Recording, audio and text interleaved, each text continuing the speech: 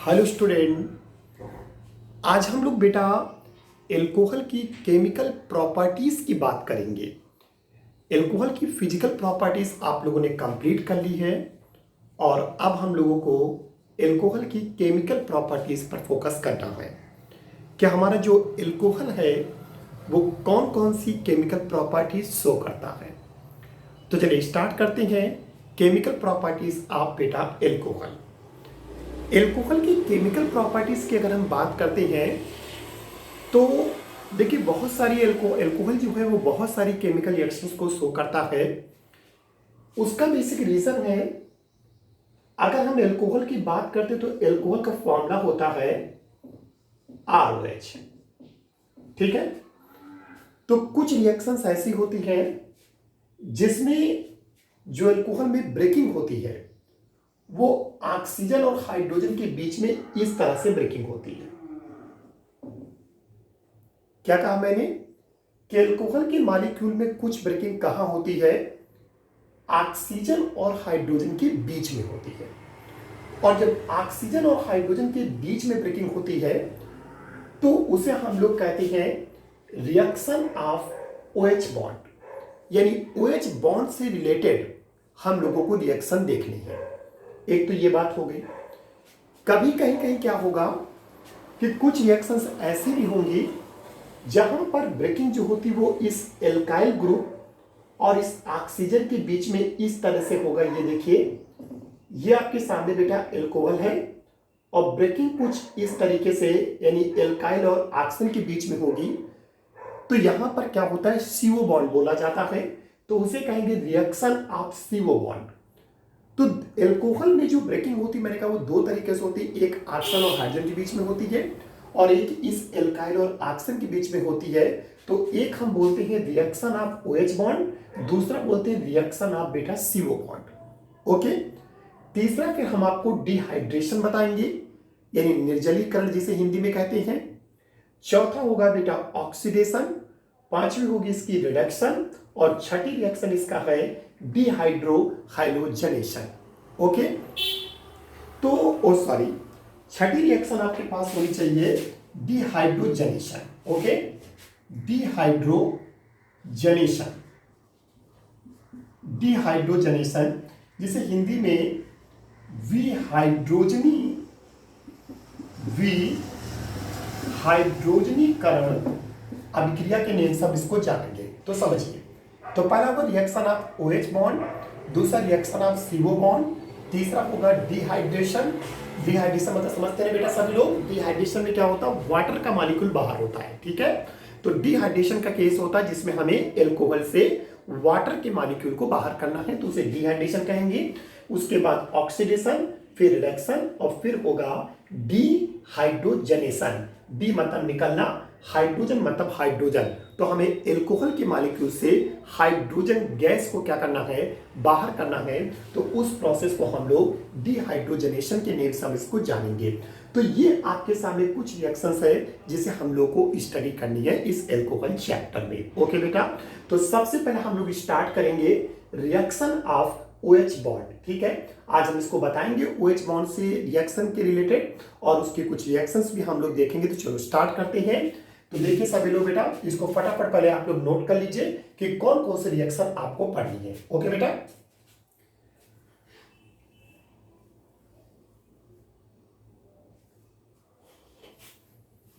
Yes student, अब हम लोग पढ़ने जा रहे हैं reaction of OH bond.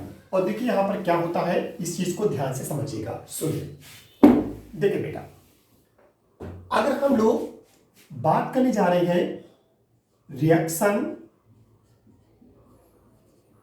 Of OH bond, यानी हम आपको बताने जा रहे हैं कि यहां पर जो OH बॉन्ड है, जैसे हम एल्कोहल की बात कर रहे हैं, ये देखिए ये हमारे सामने क्या है, एल्कोहल। तो हम लोग को जो ब्रेकिंग करनी है वो इस तरीके से ऑक्सीजन और हाइड्रोजन के बीच के बॉन्ड को हमें क्या करना है बेटा, ब्रेक करना है। समझना, तो ऑक्सीजन और हाइड्रोजन के बीच के बॉन्ड को हम लोग यहां पर क्या करेंगे, ब्रेक करेंगे। तो उसी को हम कहेंगे रिएक्शन ऑफ OH बॉन्ड। एक बात क्लियर हो गई। दूसरी बात यह है कि जब हमारा ब्रेकिंग इस तरीके से होगा तो हमारा एल्कोहल इस हाइड्रोजन को प्रोटॉन के फॉर्म में यानी H प्लस के फॉर्म में ये बाहर करेगा। क्या मैंने कहा कि अगर ब्रेकिंग ऑक्सीजन और बीटा हाइड्रोजन के बीच में हुई तो हमारा एल्कोहल इस H प्लस को यानी हाइड्रोजन को प्रोटॉन के फॉर्म में, तो प्रोटॉन सभी बच्चे जानते होंगे H प्लस कहते हैं, तो हमारा जो एल्कोहल होगा वो इस हाइड्रोजन को प्रोटॉन के फॉर्म में क्या करेगा, बाहर करेगा। और सभी को मालूम है अगर कभी कोई मॉलिक्यूल प्रोटॉन को क्या करता, बाहर करता है, तो फिर वो एक एसिड की तरह बिहेव करता है। तो जब हमारा एल्कोहल इस प्रोटॉन को बाहर करेगा तो ये एक एसिड की तरह, लेकिन ये एसिड कैसा होगा, ये बेटा यहां पर एक वीक एसिड की तरह बिहेव करेगा। बात समझना कि जो एल्कोहल हो गए वो यहां पर एक वीक एसिड की तरह हमने कहा बिहेव करेगा। ओके, तो एल्कोहल में ब्रेकिंग, फिर आप समझ लीजिए मैंने क्या कहा कि एल्कोहल में जो ब्रेकिंग होगी वो ऑक्सीजन और हाइड्रोजन के बीच में हम कराएंगे। जब इस तरह से ब्रेकिंग होगी तो हमारा जो H प्लस होगा वो प्रोटॉन के फॉर्म में बाहर होगा। यानी मेरे कहने मतलब हुआ कि हमारा एल्कोहल जो है वो प्रोटॉन को क्या करेगा, बाहर करेगा। और जिस समय वो प्रोटॉन को बाहर करेगा तो उस समय ये एक एसिड की तरह बिहेव करेगा, क्योंकि केमिस्ट्री का रूल है कि जब भी कोई प्रोटॉन को बाहर करता है तो वो एक एसिड की तरह बिहेव करता है। तो एल्कोहल ने अगर प्रोटॉन को बाहर किया तो वो बेटा एक एसिड की तरह बिहेव करेगा, लेकिन वो एसिड, ये जो एल्कोहल होगा वो कोई स्ट्रॉन्ग एसिड नहीं बल्कि ये एक वीक एसिड की तरह क्या करेगा, बिहेव करेगा। एक बात। दूसरी चीज है, अगर OH बॉन्ड से रिलेटेड हम लोग बात करते हैं तो इसमें जो रिएक्टिविटी का सीक्वेंस होगा, समझना कि जो सीक्वेंस, मैंने क्या कहा कि जो मैं सीक्वेंस ऑफ रिएक्टिविटी की बात करता हूं, अगर मैं सीक्वेंस ऑफ रिएक्टिविटी की बात करता हूं कि एल्कोहल कौन सा रिएक्टिव होगा, तो याद रखो सबसे ज्यादा यहां पर रिएक्टिव आपका कौन सा होगा, मेथाइल एल्कोहल। उसके बाद एल्कोहल कौन सा होगा, प्राइमरी एल्कोहल। उसके बाद कौन सा होगा बेटा, सेकेंडरी एल्कोहल। और उसके बाद हमारे पास कौन सा होगा बेटा, टर्सरी एल्कोहल। ध्यान समझना, यानी अगर हम इस OH बॉन्ड से रिलेटेड की बात करते हैं तो उस केस में हमारे एल्कोहल की रिएक्टिविटी का जो सीक्वेंस आप देखेंगे वो सबसे ज्यादा होगा मेथाइल एल्कोहल, उससे कम होगा बेटा प्राइमरी एल्कोहल, उससे कम रिएक्टिव होगा सेकेंडरी एल्कोहल, और सबसे कम रिएक्टिव होगा टर्सरी एल्कोहल। यानी अगर हम बात करें तो प्राइमरी एल्कोहल जहां पर मेथाइल एल्कोहल थोड़ी देर छोड़ देते हैं, तो प्राइमरी और टर्सरी, सेकेंडरी और टर्सरी की अगर मैं बात करूं तो प्राइमरी एल्कोहल ज्यादा रिएक्टिव होगा और टर्सरी एल्कोहल कम रिएक्टिव होगा। अब ऐसा क्यों है, तो उसका रीजन मैं बताने जा रहा हूं, समझिए इसको। देखिए होता क्या है, इसका मेन जिम्मेदार होता है, इस रिएक्टिविटी का मेन जिम्मेदार यहां पर कौन है, एल्काइल ग्रुप है। जो एल्कोहल में एल्काइल ग्रुप लगा होता है, समझना एल्कोहल में जो एल्काइल ग्रुप लगा होता है, सभी को मालूम है कि ये alkyl group plus I effect को शो करता है। कौन सा इफेक्ट शो करता है बेटा, प्लस आई इफेक्ट। समझिए एल्कोहल में जो एल्काइल ग्रुप होता है, जैसे प्राइमरी में एक आर आपको देखने को मिलेगा, सेकेंडरी में 2 आर देखने को मिलेंगे, टर्सरी में 3 आर आपको देखने को मिलेगा। तो ये जो एल्काइल ग्रुप आपके सामने है, ये बेटा हमारा प्लस आई इफेक्ट शो करता है। प्लस आई इफेक्ट का मतलब होता है कि ये जो एल्काइल ग्रुप है वो इलेक्ट्रॉन पेयर को रिपेल करते हैं, अपने से क्या करते हैं, रिपेल करते हैं। यानी साझे के जो इलेक्ट्रॉन होते हैं वो क्या करते हैं, उनको ये रिपेल करते हैं, यानी उस पर एक रिपल्सन फोर्स लगाते हैं। तो एल्काइल ग्रुप एक प्रकार से इलेक्ट्रॉन रिलीजिंग ग्रुप होता है। हम ये भी कह सकते हैं कि ये इलेक्ट्रॉन रिलीजिंग ग्रुप होता है, इलेक्ट्रॉन को अपने से रिलीज करता है, रिपेल करता है। बात समझिए।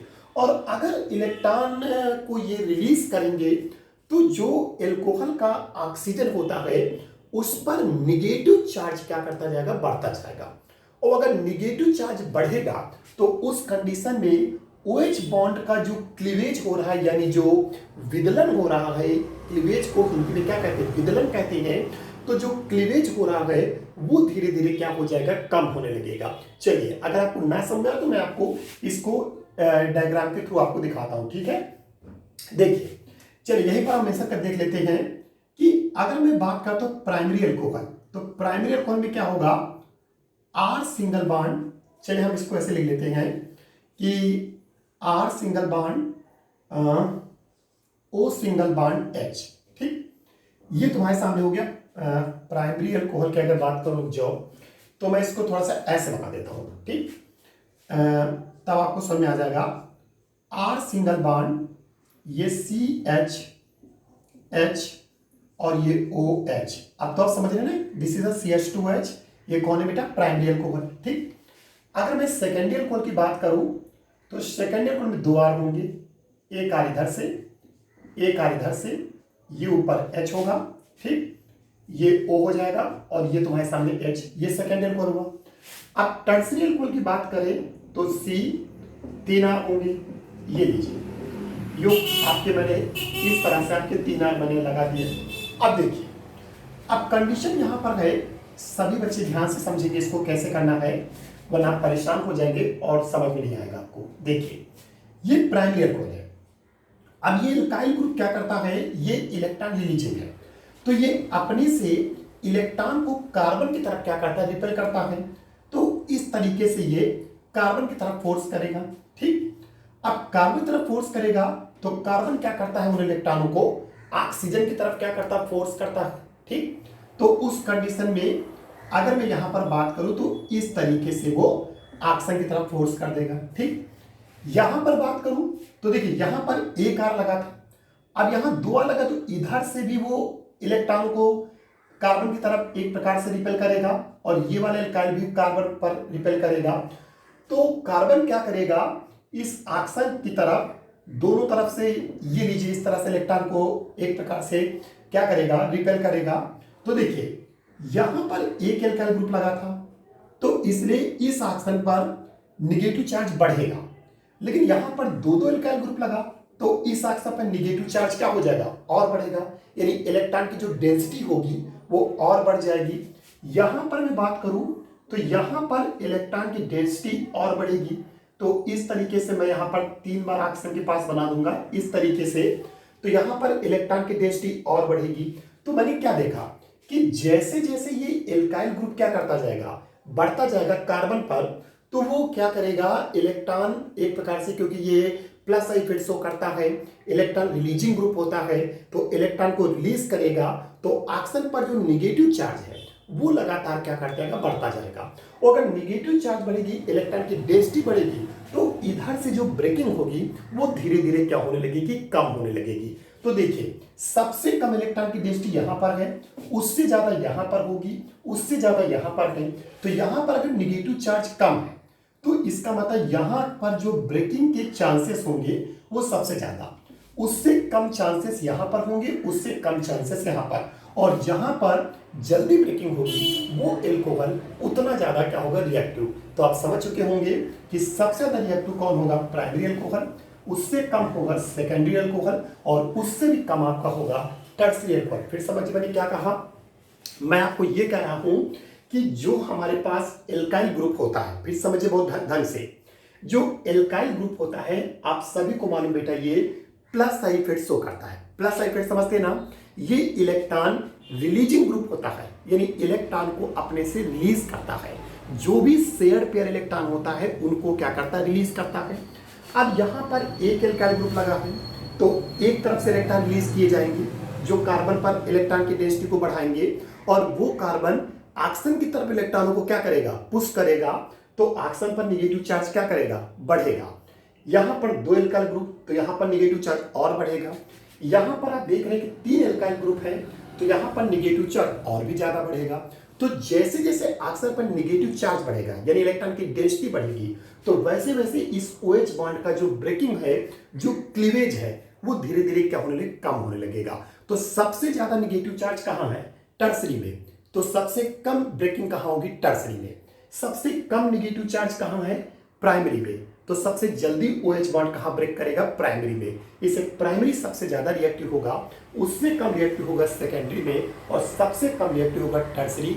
ये सीक्वेंस होता है किसकी? रिएक्शन ऑफ OH बॉन्ड से रिलेटेड। ठीक है, तो रिएक्शन ऑफ OH बॉन्ड से रिलेटेड अगर रिएक्टिविटी का कोई सीक्वेंस पूछता है तो प्राइमरी ज्यादा होगा, उससे कम सेकेंडरी, उससे कम टर्सरी, और सबसे ज्यादा हो जाएगा यहाँ पर मेथाइल एल्कोहल सबसे। क्योंकि मेथाइल एल्कोहल के हम स्ट्रक्चर की बात करते हैं तो C और ये O और ये सिंगल बॉन्ड H, और आप समझ सकते हैं यहां पर H लगा है, और आप समझ सकते हैं कि कार्बन और हाइड्रोजन इन दोनों की इलेक्ट्रोनेगेटिविटी अप्रॉक्सीमेटली सेम होती है। तो यहां पर कोई इलेक्ट्रॉन डेंसिटी बढ़ाने वाला नहीं है, तो यहां पर ब्रेकिंग के जो चांसेस होंगे वो सबसे ज्यादा होंगे, और इस तरह से जितनी जल्दी OH बॉन्ड ब्रेक होगा, रिएक्शन की जो रिएक्टिविटी होगी वो उतनी ज्यादा होगी। ये तो मेरे हिसाब से आप समझ रहे होंगे।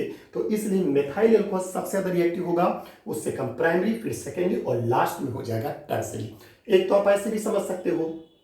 दूसरा तरीका और है जो आपको मैं समझा सकता हूं कि प्राइमरी यहां पर सबसे ज्यादा रिएक्टिव कौन है, क्यों है, और टर्सरी सबसे कम क्यों है। ठीक है, तो फिलहाल इसको फटाफट जल्दी से नोट कर लीजिए, फिर मैं आगे बढ़ता हूं।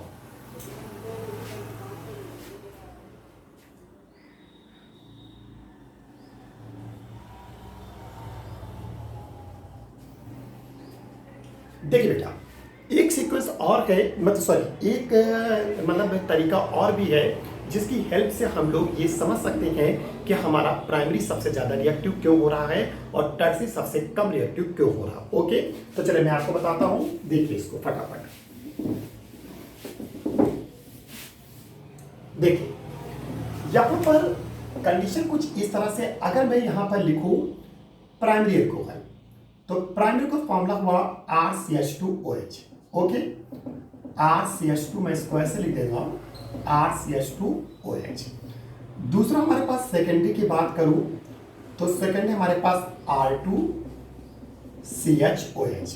तीसरा मैं टर्सरी की बात करूं तो ये हमारे सामने R3 और C single bond OH। Okay, RCH2H primary alcohol हुआ, R2CHOH सेकेंडरी एल्कोहल हुआ, और R3COH ये हमारे पास टर्सरी एल्कोहल हुआ। ओके, अब ये प्राइमरी एल्कोहल अगर मान लीजिए आपका ब्रेक होता है तो ब्रेक होगा तो कैसे बनेगा? RCH2O पर माइनस और H पर प्लस। मान लीजिए ब्रेकिंग हुई है तो इस तरह से होगा, H प्लस निकलेगा। इसी H प्लस को बेटा हमने क्या बोला था? इसी को हम लोग क्या बोलेंगे? प्रोटॉन बोलेंगे। इसी तरीके से अगर हम यहां पर बात करते हैं तो यहां पर इस तरीके से R2CHO पर माइनस और यहां पर ये H पर प्लस हुआ। इसी तरह टर्सरी एल्कोहल में भी अगर हम लोग बात करें तो ये देखिए, ये तुम्हारे सामने बेटा टर्सरी एल्कोहल की कंडीशन हो गई, और यहां से ये H प्लस बाहर हुआ। तो इसे जानते हो, जब ऑक्सीजन पर माइनस का चार्ज आता है तो इसे बोलेंगे एल्कोक्साइड आयन हम कह सकते हैं। तो ठीक है, तो इसे हम लोग बोलेंगे primary alkoxide. Primary alkoxide ion ये हमारे सामने हो जाएगा सेकेंडरी एल्कोक्साइड आयन। ओके बेटा, और ये हमारे सामने होगा फाइनली टर्सरी एल्कोक्साइड आयन। ठीक है बेटा, this primary alkoxide ion, secondary और टर्सरी। अब देखिए होता क्या है कि यहां पर बस आप ये समझ लीजिए कि कौन सा एल्कोक्साइड आयन सबसे ज्यादा स्टेबल होगा। बात समझना, क्योंकि जो एल्कोक्साइड आयन सबसे ज्यादा स्टेबल होता है, बात समझ रहे, उसका एल्कोहल उतना ज्यादा रिएक्टिव होगा। क्या मैंने बोला कि जो एल्कोक्साइड आयन यहां पर जितना ज्यादा क्या होगा? स्टेबल होगा। ठीक, तो वो एल्कोहल उतना ज्यादा बेटा यहां पर क्या होगा? रिएक्टिव माना जाएगा। ठीक, तो अब आप समझ लीजिए कि कौन सा एल्कोक्साइड है सबसे ज्यादा एक प्रकार से स्टेबल है। तो जरा देखिए, ऑक्सीजन पर निगेटिव चार्ज है। अब ऑक्सीजन पर निगेटिव चार्ज है तो ऑक्सीजन पर निगेटिव चार्ज मतलब ऑक्सीजन इलेक्ट्रॉन देना चाहता है। ठीक, ऑक्सीजन किसी को इलेक्ट्रॉन देना चाहता है, क्योंकि हमारी केमिस्ट्री में जब कहीं पर प्लस और माइनस लगे होते हैं तो वो हमेशा अनस्टेबिलिटी शो करते हैं। क्या शो करते बेटा? अनस्टेबिलिटी शो करती है, यानी एक प्रकार से मान लो कि ये कलंक जैसा होता है कि अगर किसी पर माइनस का चार्ज लगा है तो वो सोचता है क्या हमारे से माइनस चार्ज हट जाए, ये कलंक जो हमारे सर पे लगा है ये कलंक क्या हो जाए, हट जाए। तो अब अक्सर पर निगेटिव चार्ज वो अपने कलंक को हटाना चाहता है। अब यहां पर तुमने 3 एल्काइल ग्रुप लगा रखे हैं, ये इलेक्ट्रॉन को पुश करेंगे कार्बन की तरफ और कार्बन पुश कर देंगे किधर की तरफ, ऑक्सीजन की तरफ। तो ऑक्सीजन एक प्रकार से अपने कलंक को हटाना चाहता है और तुम यहां पर ऐसे एल्काइल ग्रुप लगा रखे हो जो इसके वो कलंक को कम नहीं कर रहे बल्कि कलंक को बढ़ा रहे हैं। तो अगर कलंक को बढ़ा रहे हैं तो इसकी स्टेबिलिटी क्या हो जाएगी, कम हो जाएगी, और जब स्टेबिलिटी कम हो जाएगी तो एल्कोहल भी क्या होगा, कम रिएक्टिव होगा। तो याद रखना, तो हम लोग यहां पर लिख सकते हैं कि ये कैसा है, ये लेस स्टेबल है। आप समझ सकते हैं लेस स्टेबल है। अगर लेस स्टेबल है तो ये तुम्हारा कैसा होगा, लेस रिएक्टिव होगा। समझे मेरी बात को, क्योंकि जो बेटा लेस स्टेबल होगा उसका एल्कोहल उतना कम रिएक्टिव होगा। अब इसमें देखो, इसमें सिर्फ एक एल्काइल ग्रुप लगा है तो उतना ज्यादा यहाँ पर इलेक्ट्रॉन की डेंसिटी नहीं बढ़ पाएगी या इसके कलंक को उतना ज्यादा नहीं बढ़ावा मिलेगा। तो उस कंडीशन में ये तुम्हारा कैसा होगा, अगर यहाँ पर बात करें तो ये मोस्ट स्टेबल हो जाएगा, ठीक है। अगर मोस्ट स्टेबल हो जाएगा तो फिर ये कैसा हो जाएगा, मोस्ट रिएक्टिव हो जाएगा। मोस्ट रिएक्टिव, क्योंकि मैंने आपसे कहा कि जो एल्कोक्साइड आयन जितना ज्यादा स्टेबल होगा वो एल्कोहल उतना ज्यादा बेटा क्या होगा, रिएक्टिव होगा। तो आप ऐसे भी समझ सकते हैं कि यहाँ पर जो प्राइमरी एल्कोक्साइड आयन है वो सबसे ज्यादा स्टेबल है, इसलिए प्राइमरी एल्कोहल सबसे ज्यादा रिएक्टिव होगा। टर्सरी एल्कोक्साइड आयन जो होगा वो बहुत ही कम स्टेबल होता है, इसलिए टर्सरी जो एल्कोहल होगा वो सबसे कम क्या होगा, रिएक्टिव होगा। तो इस तरीके से स्टेबिलिटी अगर ज्यादा स्टेबल है तो एल्कोहल भी ज्यादा रिएक्टिव होगा, अगर कम स्टेबल है तो एल्कोहल भी कम रिएक्टिव होगा। इस हिसाब से भी आप समझ सकते हैं कि आपका प्राइमरी ज्यादा रिएक्टिव हो रहा है और टर्सरी आपका बेटा कम रिएक्टिव हो रहा है। ओके, अब मेरे हिसाब से आप समझ गए होंगे और अब हम इस ROH से रिलेटेड रिएक्शंस की हम लोग बात करेंगे। चाहे देखते कैसे हो, किस तरह से। फटाफट इसको नोट कर लीजिए, फिर हम आगे बढ़ते हैं।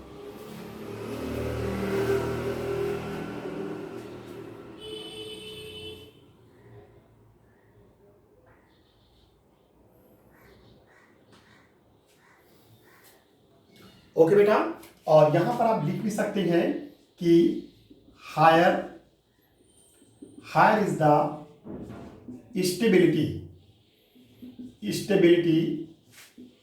Of alkoxide ion. ओके बेटा, higher is the stability of alkoxide ion, higher will be, लिखे दे रहा हूं यहां पर, higher will be the reactivity of, higher will be the reactivity of alcohol. ठीक है, तो ये ध्यान रखना, higher is the stability of alkoxide की स्टेबिलिटी जितनी ज्यादा होगी तो याद रखो higher will be the reactivity of alcohol, उस एल्कोहल की रिएक्टिविटी भी उतनी क्या होगी, ज्यादा होगी। ओके, ये लाइन फटाफट नोट कर लीजिए आप लोग।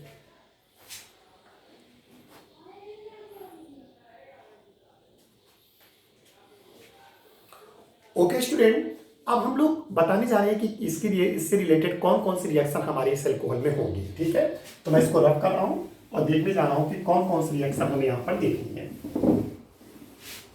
देखिए एक चीज, पहली बात तो रिएक्शन जो OH बॉन्ड से रिलेटेड आप देखने जा रहे हैं उसको पढ़ने से पहले एक चीज हम आपको बता दें कि जिस समय हमारे OH बॉन्ड में क्लीवेज होता है, यानी OH बॉन्ड यहां पर ब्रेक होता है, ठीक है, उस समय आपका जो एल्कोहल होता है वो एज ए न्यूक्लियोफाइल की तरह बिहेव करता है। समझिए कि अगर हम लोग बात करते हैं रिएक्शन ऑफ OH बॉन्ड, ठीक है बेटा, अगर हम रिएक्शन ऑफ OH बॉन्ड की बात करते हैं कि OH बॉन्ड से रिलेटेड अगर हम लोग रिएक्शन देख रहे हैं तो उस समय हम ये कहेंगे कि हमारा जो एल्कोहल होगा वो न्यूक्लियोफाइल की तरह क्या करेगा, बिहेव करेगा। किसकी तरह बिहेव करेगा, न्यूक्लियो, क्योंकि आप समझ सकते हैं कि अगर एल्कोहल एक प्रोटॉन को डोनेट कर दिया तो आपके साथ निगेटिव चार्ज और जिस पर माइनस का चार्ज होता है, बात समझिए, तो वो किसकी तरह, वो न्यूक्लियोफाइल की तरह क्या करता है, बिहेव करता है। ये तो आप जानते होंगे केमिस्ट्री में।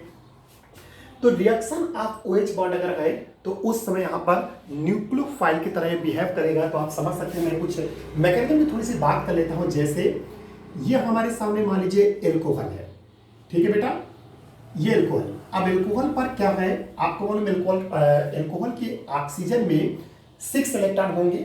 तो 6 ऑक्सीजन में कितने इलेक्ट्रॉन होते हैं? 6। एक इलेक्ट्रॉन इसने यहाँ खर्च कर दिया होगा बॉन्ड बनाने में, एक इलेक्ट्रॉन उसने यहाँ खर्च कर दिया बॉन्ड बनाने में।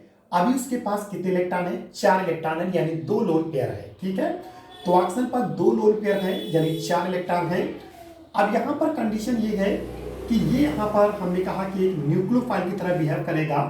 अब मान लीजिए कोई इलेक्ट्रोफाइल आता है इस तरीके से, देखिए ये मान लीजिए इस तरीके से कार्बन है, कार्बन पर मैंने प्लस का चार्ज लगा दिया, तो मालूम है कि ये यहाँ पर इलेक्ट्रोफाइल है।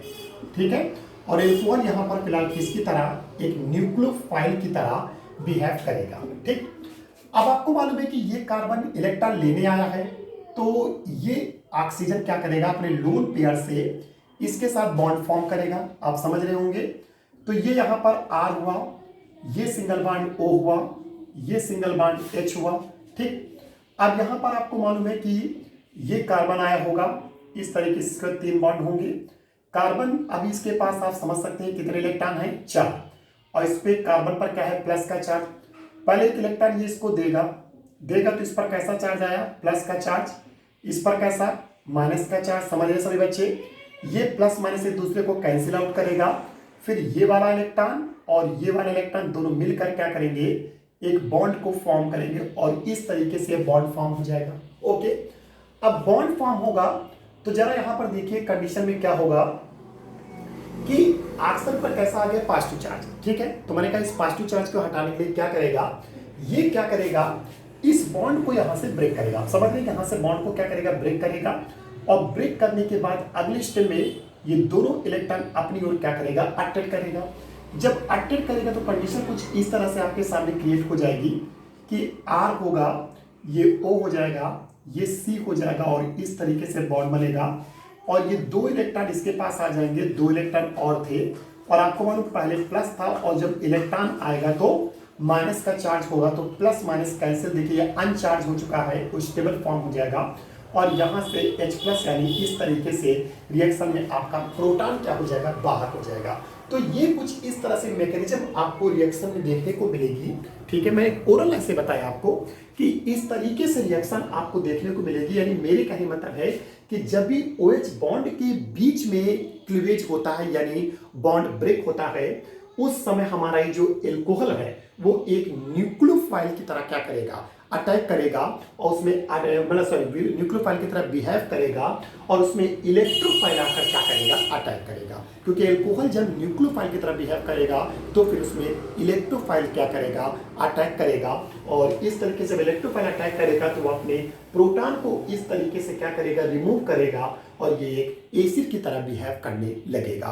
तो ये थोड़ी सी एक मैकेनिज्म टाइप की है जो मैंने आपको शो की है, और अब हम देखेंगे इसमें कौन कौन से रिएक्शन हम लोग पढ़ेंगे। देखिए बेसिकली इसमें हमें 4 तरह के रिएक्शन पढ़ेंगे। पहला, सबसे पहले एक पढ़ाएंगे हम आपको बेटा, reaction with sodium metal. Reaction with sodium metal, या फिर मेटल लिख देते हैं, रिएक्ट टू मेटल लिख देते हैं, सबसे अच्छी बात है रिएक्ट टू मेटल। ओके, तो मैंने कहा reaction with react to metal, मैं कुछ रिएक्ट टू मेटल से पहले रिएक्शन कराऊंगा। दूसरा है एस्टरिफिकेशन। एस्टरिफिकेशन हिंदी में एस्टरीकरण कहते हैं, बहुत इंपॉर्टेंट है। हाई स्कूल में भी बहुत पूछा जाता है, और इंटर में भी बहुत पूछा जाता है। बहुत ही मोस्ट इंपॉर्टेंट रिएक्शन आपके सामने शो करूंगा। तो रिएक्शन विद, पहले रिएक्ट टू मेटल की मैं बात करूंगा, फिर एस्टरिफिकेशन जिसे एस्टरीकरण कहते हैं। तीसरा होता है एसिलेशन।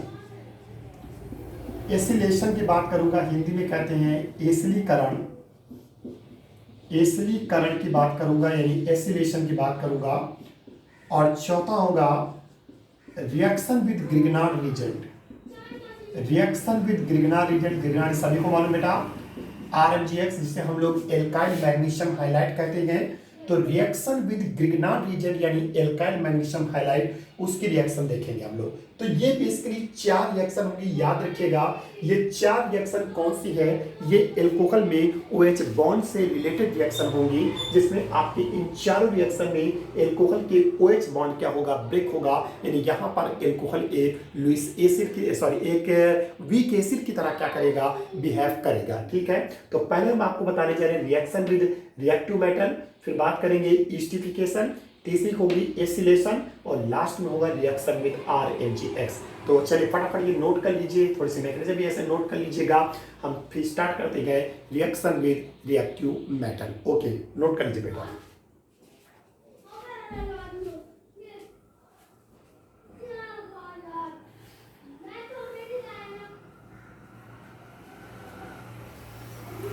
ओके, तो अब हम लोग क्या करेंगे? रिएक्शन देखने जा रहे हैं, रिएक्शन विद रिएक्टिव मेटल। तो चलिए स्टार्ट करते हैं। मेरे हिसाब से आप लोगों ने नोट कर लिया होगा।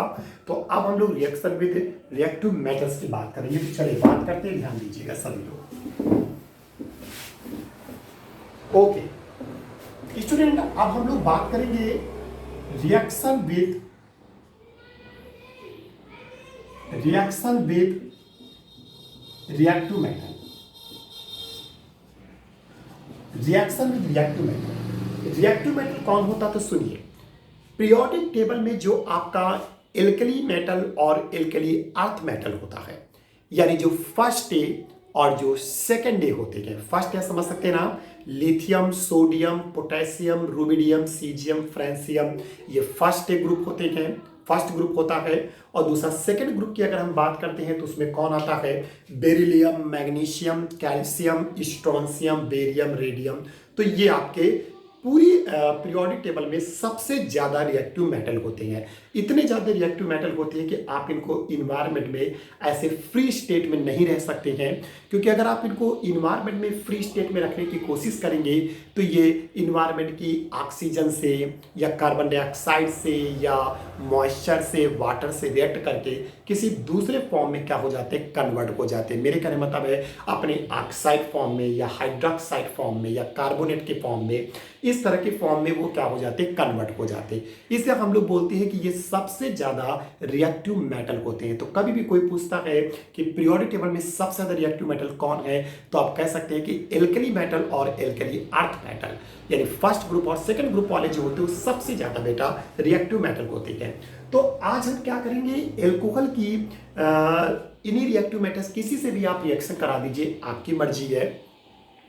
तो जानते क्या होगा कि यहाँ पर एल्कोहल में जैसे आप इन मेटल्स को डालोगे तो उस कंडीशन में आप क्या देखोगे? एल्कोहल से यहाँ से हाइड्रोजन गैस निकलेगी। और वो हाइड्रोजन गैस कैसे निकलती है? क्योंकि आप समझ सकते हैं यहाँ पर एल्कोहल जो वो H+ आयन डोनेट करेगा, तो यहाँ से हाइड्रोजन गैस निकलेगी और वो हाइड्रोजन गैस किसके फॉर्म में? बबल्स के फॉर्म में बाहर निकलेगी। तो देखो कैसे रिएक्शन होती है। तो रिएक्शन कुछ इस तरह से होती है, जैसे आपके सामने ROH है नहीं एल्कोहल, और आपने रिएक्शन करा दी सोडियम से। ठीक है, तो यहाँ पर क्या होगा? ये सोडियम यहाँ से हाइड्रोजन को रिप्लेस करेगा। तो अब यहाँ पर हाइड्रोजन गैस का फॉर्मूला तो सभी बच्चों को मालूम है कि H2 होता है। यहाँ पर एक हाइड्रोजन है, तो आप यहाँ पर 2 अल्कोहल के मॉलिक्यूल ले लीजिए और 2 सोडियम का लीजिए, और यहाँ से क्या होगा? आपका कंपाउंड क्या बनेगा? देखिए बेटा, यहाँ पर बनेगा 2 मॉलिक्यूल आपके RONA बनेंगे, और यहाँ से हाइड्रोजन गैस बेटा क्या होगी? इवाल्व होगी। ठीक है, और ये हाइड्रोजन गैस आपकी बबल्स के फॉर्म, बहुत सिंपल सा है, दिखता भी है। एल्कोहल ले लीजिए, टेस्ट ट्यूब है, एल्कोहल ले लीजिए और उसमें सोडियम मेटल डाल दीजिए, तो आप देखेंगे कि बबल्स बनना शुरू हो जाएंगे। तो जो बबल्स बन रहे होंगे तो वो बबल्स कोई और नहीं बल्कि वो हाइड्रोजन गैस निकल रही होती है। ठीक है, तो हाइड्रोजन गैस यहाँ पर बबल्स के फॉर्म में बाहर निकलेगी और ये कंपाउंड बनेगा, और आप जानते हैं इसका नाम क्या होगा? ये मेटल है। तो मेटल हमेशा किसी भी कंपाउंड में नेम लिखते समय मेटल का नाम पहले लिखा जाता है। तो Na का नाम पहले लिखेंगे तो सोडियम, R को बेटा क्या लिखेंगे? एल्क, O के लिए क्या लिखेंगे, oxide, this is a sodium alkoxide. तो कंपाउंड क्या बनेगा, सोडियम एल्कोक्साइड बनेगा और हाइड्रोजन गैस आपकी क्या हो जाएगी, बाहर हो जाएगी। तो ये हुआ रिएक्शन विद सोडियम मेटल। तो आप समझ रहे होंगे कि यहाँ पर हाइड्रोजन गैस क्या हो रही है, बाहर निकल रही है। तो ये क्लीवेज कहाँ हो रहा है, यानी बॉन्ड कहाँ का टूट रहा है, ये बॉन्ड आप समझ सकते हैं कि ये एल्कोहल में O और H के बीच का बॉन्ड यहाँ पर ब्रेक हो रहा। मेरे साथ समझ रहे होंगे आप लोग। अब इसका एग्जांपल भी आप लग सकते हैं। सबसे छोटा क्या होता है, CH3 होता है, यानी मेथाइल होता है। तो ये मेथाइल अल्कोहल हो गया और इसकी रिएक्शन जब आप 2Na यानी सोडियम से कराएंगे तो आप खुद ही समझ सकते हैं कि जब यहाँ से ये बॉन्ड ब्रेक होगा तो यहाँ से कंपाउंड क्या बनेगा, 2 और ये बेटा CH3 सिंगल बॉन्ड ONA, जिसे हम लोग क्या कहेंगे, सोडियम मेथॉक्साइड बोलेंगे। और यहाँ से फिलहाल कौन सी गैस बाहर निकलेगी, हाइड्रोजन, और इसे बेटा हम लोग सोडियम मेथॉक्साइड क्या बोलते हैं, सोडियम मेथॉक्साइड के नेम से हम इसको जानेंगे। इसी तरीके से हम लोग एथाइल अल्कोहल भी ले सकते हैं। एथाइल अल्कोहल 2 कार्बन का ले लो, तो 2 कार्बन क्या होता है, पहला कार्बन CH3 होता है, दूसरा कार्बन CH2 होता है और सिंगल बॉन्ड OH। तो ये आपके सामने कौन सा अल्कोहल हो बेटा, this is a ethyl alcohol. Okay बेटा, एथाइल अल्कोहल है और इसकी रिएक्शन आप जब सोडियम से कराएंगे, फटाफट नोट करते जाइए। तो यहाँ से H हटेगा और Na आ जाएगा। तो यहाँ से 2 मॉलिक्यूल किसके बन जाएंगे, आप इसको कंबाइंड फॉर्म में ऐसे भी लिख सकते हैं, C2H5ONA, और ये बन चुका है आपके सामने सोडियम एथॉक्साइड। ओके बेटा, सोडियम एथॉक्साइड, और यहाँ से हाइड्रोजन गैस बाहर हो जाएगी। मेरे सबसे आप समझ रहे होंगे। तो देखिए, जैसे यहाँ पर सोडियम एल्कोक्साइड बना, वैसे यहाँ पर सोडियम मेथॉक्साइड बनेगा और यहाँ पर ये सोडियम एथॉक्साइड बनेगा और हाइड्रोजन गैस आपकी क्या हो जाएगी, इवाल्व हो जाएगी, यानी हाइड्रोजन गैस आपकी बाहर हो जाएगी। तो ये सिंपल सी थी रिएक्शन विद रिएक्टिव मेटल। यहाँ पर सोडियम लिया, आप पोटेशियम, मैंने बोला ना, पोटेशियम कैल्शियम कुछ भी ले लीजिए, आपका सभी में रिएक्शन इस तरीके से होगी, यानी हाइड्रोजन गैस क्या होगी, बाहर होगी, और इस तरीके से एल्कोक्साइड कंपाउंड आपके बनकर तैयार हो जाएंगे। ओके बेटा, तो फटाफट नोट कर लीजिए रिएक्शन। ओके, तो ये एक प्रकार से जनरल रिएक्शन हो गई और ये उसके हो गए एग्जाम्पल। ओके, तो फटाफट नोट कर लीजिए।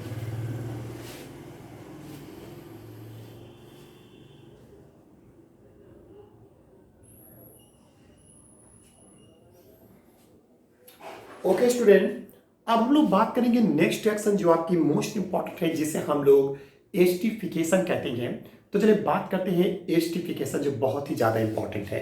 तो चलिए देखते हैं एस्टिफिकेशन की रिएक्शन कैसे हो, किस तरीके से होगी, समझते हैं। देखिए, अगर हम लोग बात करते हैं एस्टिफिकेशन की,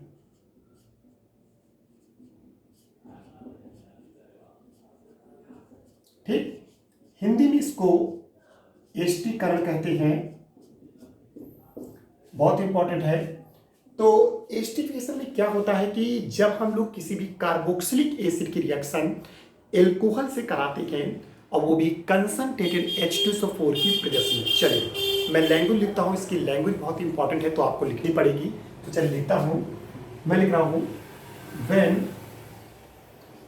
carboxylic acid when carboxylic acid react with alcohol, when carboxylic acid react with alcohol in presence of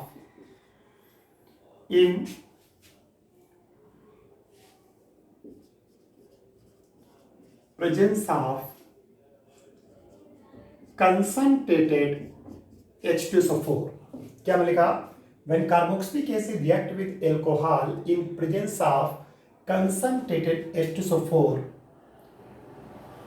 ठीक है, कॉमा लगा दीजिए और लिख दीजिए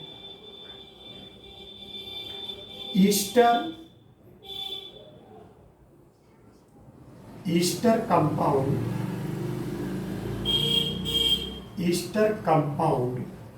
फॉर्म, क्या बोला, ईस्टर कंपाउंड फॉर्म। और ये भी लिख लीजिए, this reaction is reversible, this reaction is reversible, यानी ये रिएक्शन कैसी होती है बेटा, रिवर्सिबल होती है, ये भी याद रखिएगा, ठीक है। तो this reaction is a reversible. और यहां पर जो कंसंट्रेटेड H2SO4 होगा वो एक डिहाइड्रेटिंग एजेंट की तरह बिहेव करता है। मैं ये भी लिख दे रहा हूं, कंसंट्रेटेड H2SO4 कोई भी आपसे पूछता है तो कह सकता है एक्ट एज डिहाइड्रेटिंग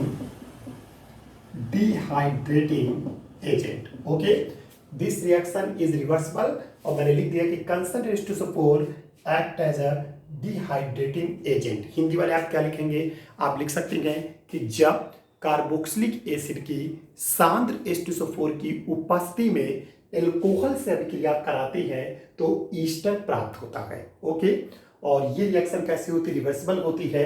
और इसमें जो H2SO4 होता है वो डिहाइड्रेटिंग एजेंट, मतलब एक निर्जलीय कारक, हिंदी में लिखे दे रहा हूँ, डिहाइड्रेटिंग को हिंदी में क्या कहते हैं, इसे बेटा हम लोग निर्जलीय कारक कहते हैं।